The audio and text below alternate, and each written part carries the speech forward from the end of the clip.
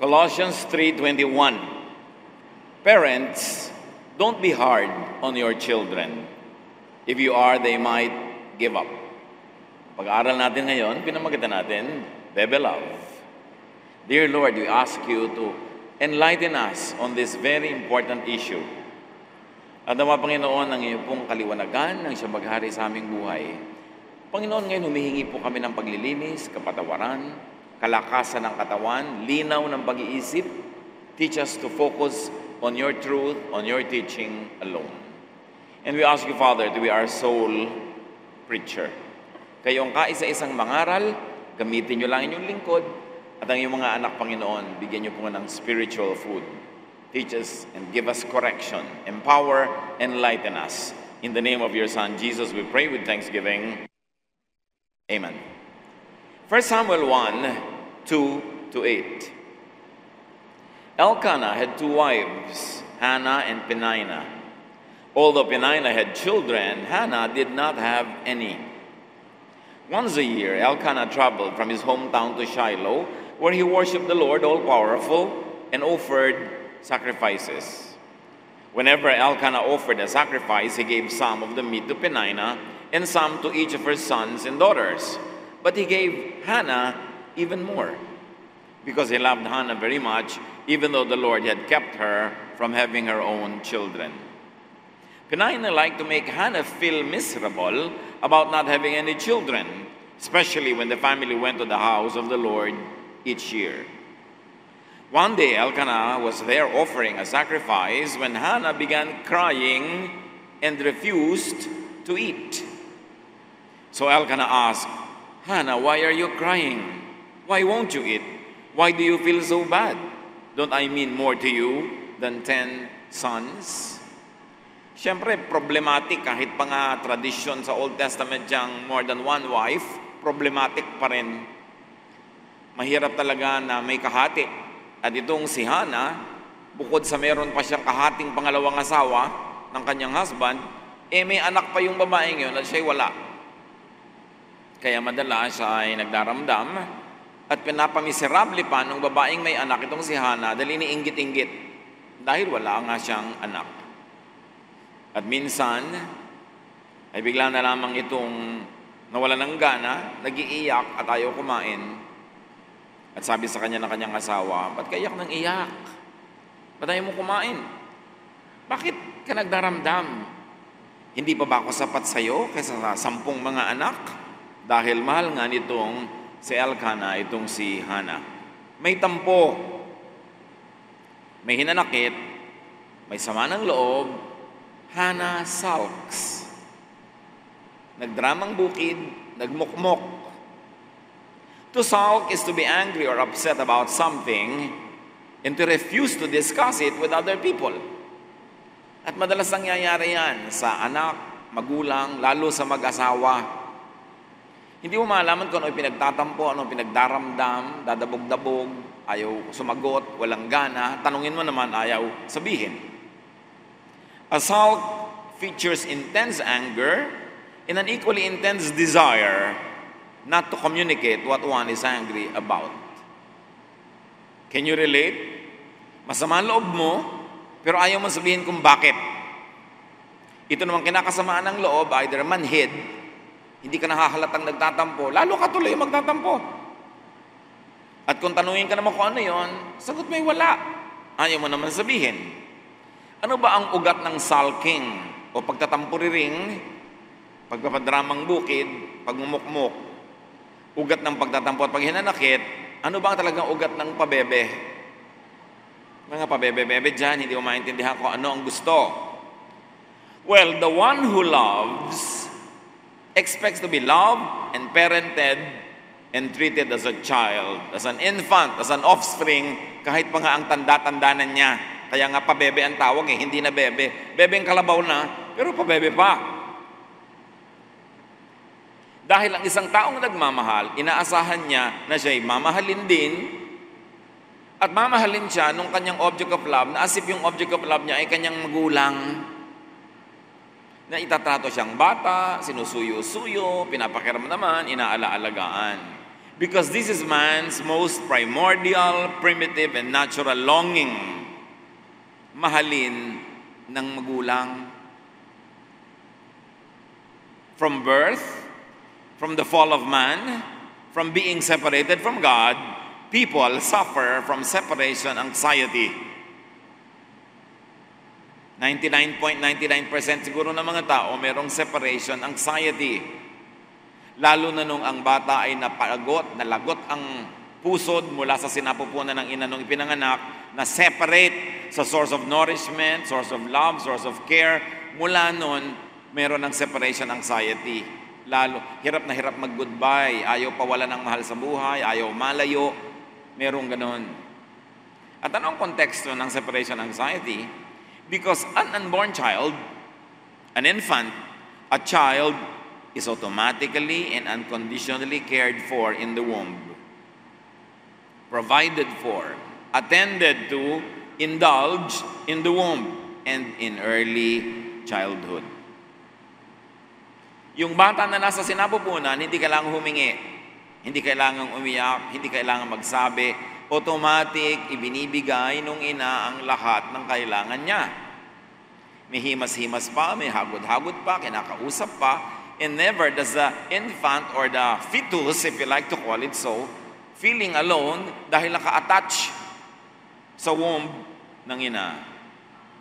Pero oras ay panganak at yun ay nalagot. Kutakot-takot na insecurity ang kakambal at kasama. Parental love is the first love a person experiences. Parental love is the standard for love that is set in a person's subconscious. Yan talagang pag-ibig ng magulang ang una na nakilala natin na pagmamahal. At yon ang nanatiling nakaukit sa ating alaala kung ano dapat ang pagmamahal. That's why people look for papa or mama that they had or they never had. Kaya kung ikaw ay minahal ng iyong mga magulang, hinahanap mo rin ng ganung pagmamahal sa iyong magiging asawa, sa iyong mga magiging kaibigan, at pag hindi mo yun natatagpuan, tampo ka ng tampo. Ayaw mo naman sabihin kasi nakakahiyang sabihin.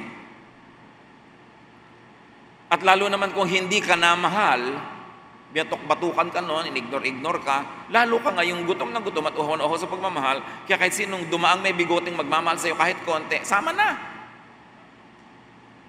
Kasi nga, yun ang uhaw ng tao, pagmamahal. Pagmamahal ng magulang na pinakadalisay sa lahat. Isaiah 49:15, the Lord answered, could a mother forget a child who nurses at her breast? Could she fail to love an infant who came from her own body? Of course, the answer is no. Ang sabi ng Diyos, malilimutan ba ng ina ang batang sumususo sa kanyang dibdib? No. Makakalimutan ba ng ina na mahalin ang batang galing sa kanyang sariling katawan, laman ng kanyang laman, dugo ng kanyang dugo? The answer is no. And God says, even if a mother could forget, I will never forget you. So, ang pinakadakilang pag-ibig na pwedeng makilala ng isang tao yung galing sa ina, sabi ng Diyos, higit akong magmahal kaysa ganyan. Kung kaya kang kalimutan ng ina mo at hindi yun kaya, lalo ako na hindi kita lilimutin. Note that God's love here is described as a mother's love. Infinitely much more even than a mother's love. Because parental love and the love that God has for us is the purest love. Wala nang lilinis pa doon. Kahit yung romantic love, pagka 3 beses mo nang hindi naalala, galit na sa'yo. Pag 5 beses, ayaw na sa'yo. Conditional, transactional. I will love you, but love me in return. If you don't love me in return, I don't love you anymore. Pero hindi ganun ang pag-ibig ng magulang. Walang kondisyon, walang patakaran. Parental love is the kind of love people desire and long for and love to have. It is the kind of love the kind of people are naturally disposed to give. Pag-ibig ng magulang ang laging gusto nating matanggap. At kung tunay tayo nagmamahal tayo bilang at parang magulang. Kaya ano hanap ng mga nagpapabebe? Papa, mama. Kahit na 40 anyos na yung babae at may boyfriend na 14, papa pa rin ang tawag. Kasi ang gusto niya talaga, papa. Ang gusto ng mama. Kahit ang tanda-tanda na nung lalaki, 18 yung girlfriend niya, mama. Mama, papa. Bakit ganyan tawag natin sa mga asawa? Kasi ang hinahanap natin, pag-ibig ng magulang, yung kahit ako nagkakamali, huwag mo akong papagalitan. Kahit pinapabayaan kita, huwag mo akong papabayaan. Kasi ganyan si papa at mama ko. At pagka hindi ka na mahal ng ganun, tampo-tampo-tampo. Bakit ganyan ka magluto ng bibingka? Ang mama ko masarap magluto. Hindi bibingka yan, leche plan yan. O, ayan na nga ba, sabi ko na nga ba, mabuti pa yung leche plan ng mama ko. Kaya pinag-aaway-awayan. At ano naman tawag mo sa minamahal mo, di ba? Bebe, baby. Kasi ang gusto ng magmamahal sa kanya, ang magmamahal sa kanya, papa, mama. Pero pag namamahal ka, gusto mo naman siyang baby mo. Kaya nung mga 1960s, 40s, ang tawag ng mga husband sa asawa, iha. Ang tawag naman ng mga lola natin kay lolo, papa. Kasi lagi nating nire-replicate, inuulit natin yung pag-ibig ng magulang at anak, kasi yun talaga ang purest. Now, the one who loves expects to be loved, parented, and treated as a child. That is why people who love and expect to be loved sulk a lot. Kaya ang tao, kakambal ng matutong magmahal, magtampo. Maghinanakit. Pag dumami ng dumami, sumama ang loob. At pag hindi pa nabili, magalit. At pag nadagdagan pa, mapuot. Ganyan ang mga degrees ng feelings. Kasi ang mga nagmamahal, puro pabebe. Pag tinatanong mo, ayaw sabihin. Kasi ang totoo, nakakahiya namang aminin kung ano ipinagdadraman niya. Kaya dapat pakiramdaman mo na lang. Ganun. Pag may nagpapabebe sa inyo, nagkukulang din kayo siguro ng pagpapatunay na mahal mo nga siya. Kaya nagdadrama. Ayaw naman sabihin kasi medyo nahihiya-hiya rin naman na aminin. Kanina, dumaan ka sa likod ng silya ko, di mo man lang kinalabit ang batok ko. Di ba nakakahiya naman sabihin pero hinahanap-hanap mo? Kaya yung katang blow me a kiss from across the room. Yan. Little things mean a lot. Touch my hair as you pass my chair. Mga maliliit na bagay na nakakahiyang aminin, pero hinahanap mo talaga. Ang pagtatampo ay naguugat sa kamusmusan, sa pangako ng magulang ng walang patakarang pag-unawa at di na kailangang bigkasin, hingin o pag-usapan. At pag hindi mo na ibigay yon, nagtatampo si bebe. Sa sinapupunan, hindi na kailangan magpaliwanag. Ang ating bawat pangangailangan ay kusang ibinibigay ng ina. Ang tugmang ginhawa ay kagyat at kusang natatanggap. Walang hingi-hingian, automatic natatanggap. Kaya pag hindi na natin ngayon automatic natatanggap kay papa, kay mama, nagdaramdam. Yung paraiso kasi ng bata sa sinapupunan ng ina, nagpatuloy sa kanyang pagiging sanggol. Hindi na niya kailangang ipabatid kanino man ang mga pangangailangan niya bilang sanggol. Kusa. At likas ito ipinagkakaloob ng malalaki at mababait na tao sa paligid. At yun ang inaasahan natin sa magiging boyfriend o girlfriend, magiging asawa. Yung patuloy na pag-aaruga ng mga nag-alaga sa atin nung bata pa tayo. Konting hibik-hibik mo lang, eto na yung dede. Konting ingit-ingit mo lang, pinapaliguan ka na, pinapalitan ka ng lampin. Yun ngayon ang inaasahan mo. At pag hindi ka napapansin, natural, sambako lang mukha mo. Wala ka kakibo-kibo, ayaw mo kumain. Unawa kasi ng mga nag-alaga sa atin nung maliliit pa tayo ang ating pag-iyak. Kahit na may kasalatan tayo sa pananalita, at wala, hindi sila nalilito kung anong kailangan natin. Nakafocus kasi sila sa atin. Kaya pag hindi ka naalala, nagtatampo ka, kailangan thoughtful siya. Anniversary nyo, week sa rin nyo, month sa rin nyo, kailangan maalala niya. Kasi pag hindi niya ako mahal. Kasi mga magulang natin, talaga namang kaliit-liit ang birthday mo, mayroong mga selebrasyon. Kahit na ikaw ang 15th honor sa class of 16, may party yon. Tapos hahanapin mo sa napangasawa mo. Sila ang nagpapaliwanag at umuunawa sa ating mga daing, yung mga nag-alaga sa atin ng bata. At di pa natin yun kayang linawin o ipaliwanag kasi. At hanggang sa pagtanda, marami tayong mga pangangailangan na ayaw o di natin kayang ipaliwanag. Dapat maramdaman niya kasi mahal niya ako eh. Hindi ko kailangang i-spell. Kailangan naramdaman mo. Nung nasa may department store tayo, ang tagal ko nakatitig sa bag, dapat nalaman mo na ang ibig sabihin nun. Lumampas na nga tayo, nakalingon pa ako. Tapos hindi mo malang napansin. Kaya naman sa ating pakikipagkapwa, sa pakikipagmabutihan at pakikipag-ibigan, sa kabila ng ating natutunan at nakasanayang pagsasalitan at pagpapaliwanag, minamabuti pa rin natin manahimik. Kung hindi tayo napapakiramdaman, nauunawa, nakakapa, o nabibigyan kasiyahan, nagtatampo tayo. Gusto natin naaalala, nililingap, minamahal, naaalagaan. Pag hindi nangyari, ang bunga, tampo at hinanakit. Babae man o lalaki. Less lang mag-express yung lalaki, pero naghahanap din yun. Ang tawag nga sa'yo, mami eh. Di ba? Mami, nasa na medyas ko? Mami, kakain ako. Sabi naman ni mami, hindi ko dala ang kaldero sa kusina, sa kwarto. Sa kusina yon. Hinahanap-hanap natin sa taong inaasahang nagmamahal na matalas ang kanyang pakiramdam. Hindi yung matapos ang mag-asawa na magkaroon ng private moment, yung isa masama loob na kasi mangot magdamag kasi hindi siya masaya. Sasabihin ba niya yon? Of course not. Pero bukas malamig ang kape mo, tutong ang breakfast mo, at pag may hiningi ka pang iba, hagis-hagis sa'yo yung medyas. Kasi hindi man mabigkas na hindi siya lumigaya. Binibigkas ba yon? Pinapakiramdaman yon. Kaya maraming problema ang nagmamahalan. At kung tayo'y mabigong mapansin, maalala, maalagaan, tampo at hinanakit, pabebe.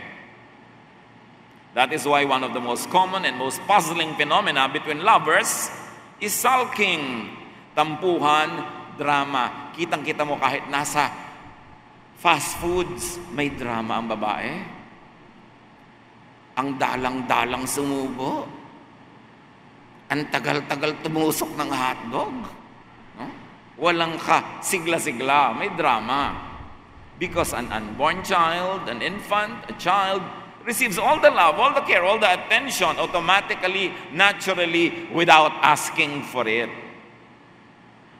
At yun ang nakaukit sa ating gunita at gusto nating i-replay ng i-replay ng i-replay. O ayan, malapit na akong umiyak. O ayan, mapapaiyak na ako, hindi mo pa ako binibigyan ng kailangan ko. O ayan, nagngangal-ngal na ako. Ayan, nalunod na ako sa baha ng luha ko, di mo pa rin ako pinapansin.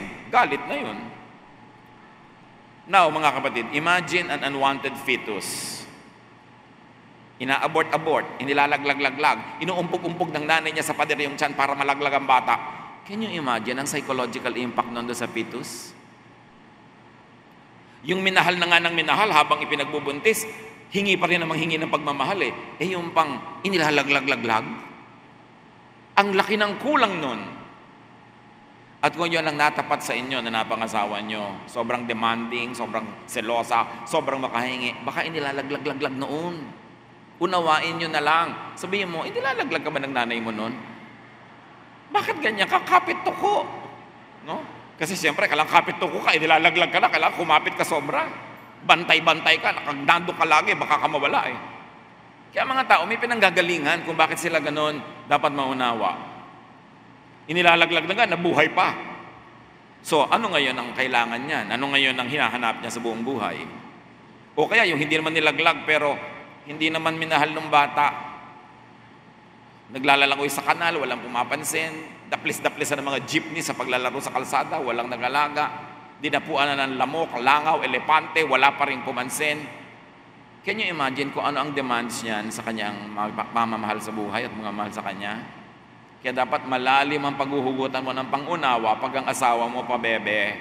Kasi baka hindi na bebe nung araw pa. Baka 3 years old pa lang, pinagtitinda na ng mga kakanin. Hindi na mahal. Pagka may sugat, kusa na lang gumagaling, nagkalangib-langib na, wala nagmahal. Eto ka ngayon, minahal mo siya. Sa'yo niya ngayon hahanapin ang lahat-lahat.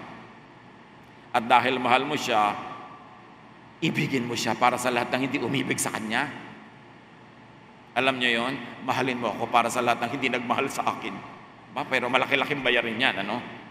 Pero kung mahal mo siya, gagawin mo yon. Kasi mas hindi siya minahal ng bata, mas pabebe. mas maramdamin, mas matampuhin. The one who loves, the one who parents you, is supposed to know what you need and want, supposed to give you what you want and need without being asked. This is true in material, emotional, and even sexual needs and wants between couples. Kailangan, wala nang tanungan pa, makiramdam ka. Do not presume that the customer is contented. Kailangan meron kang customer and marketing research para maganda ang approach mo sa buhay.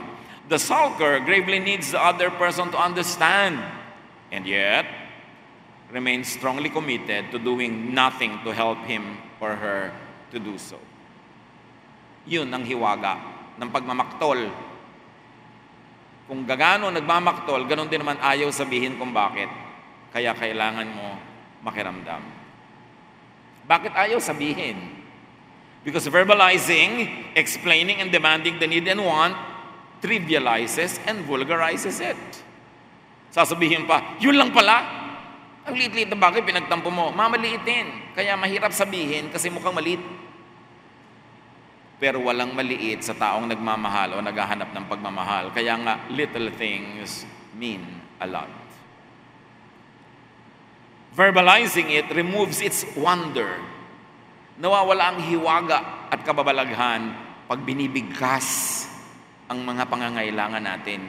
Kailangan na lang kusang ipinagkakaloob. Verbalizing exposes the childlikeness of the one who wants it. That's why it is a difficult task to tell people what you really want. Sa Western culture, kasi culture of frankness, sanay sila dyan. Pero sa atin, hindi. Kaya kailangan ng mas higit na pakikiramdam at pangunawa. Sa tingin ng lumaki sa ganitong kultura, if the other requires an explanation, he or she is clearly not worthy of one, and he or she clearly is not worthy of love. Kung kailangan kong ipaliwanag sa iyo, bawat kailangan ko sa iyo, hindi mo ako mahal o hindi kita dapat mahalin. That is the unsaid. Kasi mahal mo ko dapat, nararamdaman mo yan. Kaya madalas ang nagmamahal o naghahanap ng pagmamahal ay pabebe. Sign yon na merong dapat gawin yung isa. Kaya magulang yon o kapatid or employer. Hindi lang sa mga mag-asawa yung mga pabebe. May mga employee din na pabebe. Bakit ito? Sobrang ipagdaldakan na yung computer. Yung pala, ang tagal-tagal lang, hindi nabibigyan ng raise. Dinadaan sa dabog-dabog. Akala niya kasi magulang niya yung boss. Mga patampo-tampo, tamlay-tamlay. Yung pala, hindi masabi-sabing, kailangan dagdagan mo na ang sweldo ko. Kasi hindi siya pinapapakiramdaman. Sa iniibig at umiibig, hinahanap natin ang womb, ang sinapupunan, ang ina o ama o ang yaya. Kaya pag pinagsama mo si yaya love, di ba, masaya. Iniaasa natin sa kanya ang ating security at kasiyahan. Isinisisi natin sa kanya ang ating mga sakit at pighati. Yan ang hiwaga at kabaliwan ng pag-ibig. You are responsible for my sadness. You are responsible for my happiness. Kasi nga, ang feeling natin, parang magulang dapat yung minamahal natin. When you love the one sulking, it is a privilege to be the object of a sulk. Nakakatuwa at nakakakiliti na object ka ng tampo o drama kung mahal mo yung nagtatampo. Kaya pag nagtatampo kayo, malalaman nyo kung mahal kayo. Kasi pag nabubuisit, baka hindi kayo mahal. Kasi kung mahal kayo, natatawa lang, hindi ka pinapatulan. Baby ko naman, halika na, huwag ka na magtampo. Pero kung tinula ka sa bintana, alam mo na, huwag ka na magtampo dahil wa-effect. Alam niya yung tampo, may effect lang sa nagmamahal sa'yo. Pag hindi ka mahal, naiinis lang lalo sa'yo, kaya tigilan mo ang pagtatampo. Humanap ka na ibang paraan para yung kailangan mo ay mapa sa'yo. Ibig sabihin, itinuturing ng nagtatampo ang pinagtatampuhan na nagmamahal. Nakakaunawa, kaya nagtatampo siya. Kaya privilege yan eh. Uy, nagtatampo ka sa akin, mahal mo ko. Kaya yung mga ibang hindi pa nagkakaligawan, wala pang official usapan, may nagtatampo na sa'yo, uy, nagtatampo ka, kasi selos ka na, kahit wala pa tayong usapan, alam na niya na may pagtingin ka sa kanya. Kasi hindi ka naman magtatampo sa hindi mo mahal. Alam mo, magtampo ka doon sa dumadaan dahil natapakan ka. Hindi ka nagtatampo doon, nagagalit ka. Di ba? Na hindi naman dapat mangyari. Pag pinagtatampuhan ka, mahal ka. Kaya mga husband, nagtatampo sa inyo si Mrs., mahal lang kasi kayo. Balikan nyo na yung bag na nililingon-lingon para mawala na ang tampo. We would easily and ideally remain able to laugh in the gentlest way when we are made a special target of a sulker's fury. Kung mahal natin siya. Kung mahal mo ang nagtatampo, ang drama ay nakakaaliw. Nakakapagdulot ng lihim na tuwa. Dahil alam mo, nagtatampo, mahal niya ako. Pero pag di mo mahal o di mo na mahal ang nagtatampo, nakayaya mo at ang ganyang mga drama. Ang tago at di maipaliwanag na mensahe ng nagtatampo ay ito: baby mo ako at kailangan kita bilang papa at mama. Nasan ka? Yun lang yun.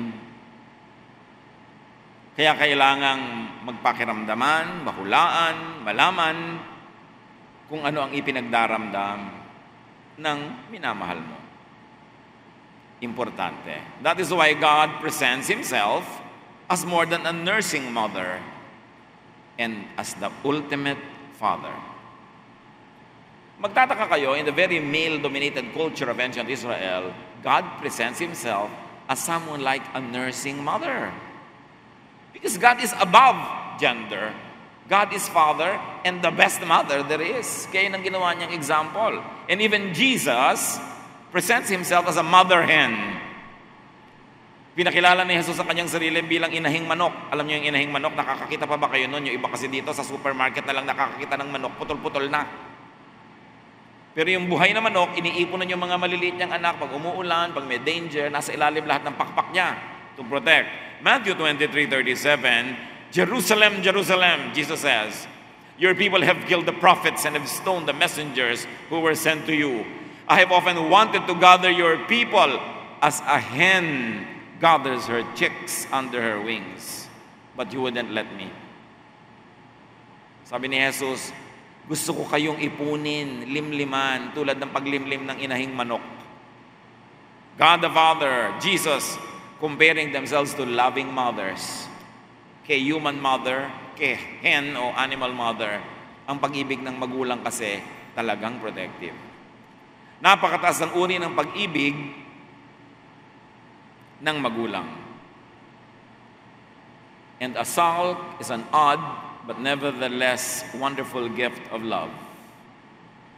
Pag pinagtatampuhan kayo, mahal lang kasi kayo, huwag kayo mainis. Lalot asawa niyo naman yung nagtatampo. Lalot anak niyo, lalot magulang niyo. Alam niyo mga magulang, hindi yan pala tampo kung single pa yung mga anak, pero oras na nagka-boyfriend, girlfriend na yung anak, at ang inatupag na lang ay yung boyfriend o girlfriend, at nagka-asawa, ang inatupag na lang yung asawa at mga sarili niyang anak, madalas di magtampo ang magulang. Hindi lang din masabi. Kasi nga ang tampo, hindi naman sinasabi. Dapat mong mapakiramdaman. Pero pag pinagtatampuhan ka, malamang may pagkukulang ka. Mahal ka, kaya ka pinagtatampuhan, pinagtatampugan, at dinaramdaman. Mga kapatid, lahat tayo ay pabebe. Lahat tayo kasi ay baby. And we were all once upon a time babies. And we never outgrow that. Unawain nyo ang mga taong nasa inyong paligid, lalo yung mga minamahal nyo, dahil we never outgrow our need for parental love. So magpabebe, pero balansehin. Dapat balance. Dapat ang lahat. Hindi mo excuse na, syempre nagpapabebe ako sa'yo dahil once upon a time I was a baby. Pero dapat din tayo mag-mature because love is not self-seeking. Hindi ko mo, mahal mo siya at mahal ka niya, ikaw na lang lagi magpapabebe. Dapat ikaw naman kumisan yung parent, ikaw yung nagmamahal, ikaw yung umuunawa. Give and take, bigayan. Si papa, si mama ay baby at pa-baby rin. Panahon ang pangangailangan ng tao. Kaya sa panahon ikaw ang mas malakas, ikaw muna yung papa, ikaw yung mama, siya muna yung baby. Sa ibang panahon na siya yung malakas at mahina ka, di ikaw naman yung baby, siya naman yung papa at mama. Bigayan. For everything there is season and a time for every matter under heaven. Ecclesiastes 3:1, everything on earth has its own time and its season. Makiramdam, magbigayan, magmahalan. Don't waste precious time on earth being angry. Magmahalan and love generously, love fabulously, love to the max. Because we have only one chance to love. And when we are no longer on the face of the earth, we will no longer have that same opportunity. 1 Corinthians 13, 4-11. Love is kind and patient, never proud or rude. Love isn't selfish or quick-tempered. Love is always supportive. When we were children, we thought and reasoned as children do, but when we grew up, we quit our childish ways. So dapat binabawasan din, minimize ang pagpapabebe kasi mahirap din at mabigat dalhin kung ang daming pabebe sa paligid. Nakaka-stress din yan. So mahalin din naman natin yung mga nagmamahal sa atin, minimize pagpapabebe. Whenever you can, be on the giving rather on the receiving side of love. 1 Corinthians 13:5, love isn't selfish. And then maximize ang pagpapakapapa or mama. Hindi lang sa romantic partner, kahit kaninong kapwa-tao. Magmahalan sa isa't isa. At sabi sa Ephesians 5:25, a husband should love his wife as much as Christ loved the church and gave his life for it, as much as Christ described himself as a mother hen, as much as God the Father described himself as a nursing mother and more, lahat tayo maging ganun sa ating mga minamahal. Hindi lang husband, wife din, parents din, children din, friends, employers, lahat tayo may pananagutang magmahal sa isa't isa. John 13:34, but I am giving you a new command. You must love each other just as I have loved you. Magandang mission every day, especially kung kayo malakas at hindi yung siyang nangangailangan ng tulong, ang mission mo, sino kaya ang bebabyhin ko ngayong araw na to? Please lang, huwag yung sekretary nyo sa office. Huwag si kumare, unahin nyo si wife o asawa, mga magulang, kapatid, yun ang babyhin. Magandang mission yon because Jesus has only one command and that is to love one another. To love, yung mambebe ka, is doing the work of the Lord. Dear God, we thank you that there is love. And we thank you that even in the stories in the Bible and in the verses in the Bible, we can understand the ones who love us and the ones we love. Teach us to be more loving. Teach us, Lord, to give your love like a parent to people around, especially sa mga mag-asawa. Nawa, Panginoon, ang pag-ibig mo lalong tumingkad, gumanda, kung nagkakaunawaan ng bawat miyembro ng pamilya. Mga kapatid, mangbebe kayo at bebe tayo lahat ng Diyos. God bless you.